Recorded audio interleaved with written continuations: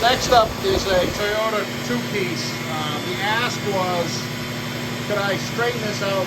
One of the U-joints was seized up totally. It literally would not articulate at all. And the one at the transmission end didn't feel real good either. This is for Roland Motor Sales. Jacob's Garage.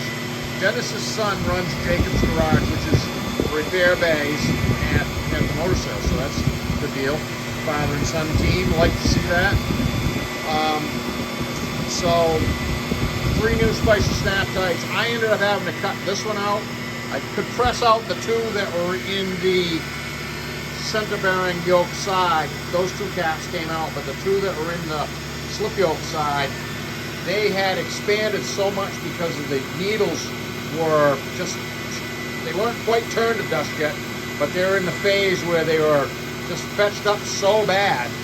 I couldn't get them off the trunnions when I pressed the caps out. So I put them back in the center and I cut them out.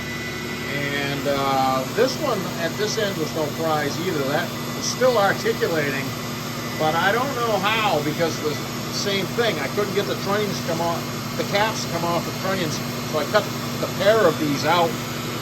In this case, once I took the flange yoke off. But she's tuned up now. I put it in the balance machine. It shook like crazy, kind of predictably. That's why I always spin them.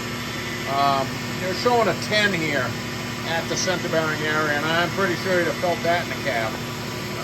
So that's why I always tune them up before I send them back out. So it's 0 at the center bearing, 0 at the rear axle, dead flat 0, nobody home, and 0 at the transfer case. I'm assuming it's just 4-wheel drive. So I'm thinking that this is going to be a great outcome for them, and your customer's going to have good drivability, and we'll get this out of the balancer and back to them as soon as possible.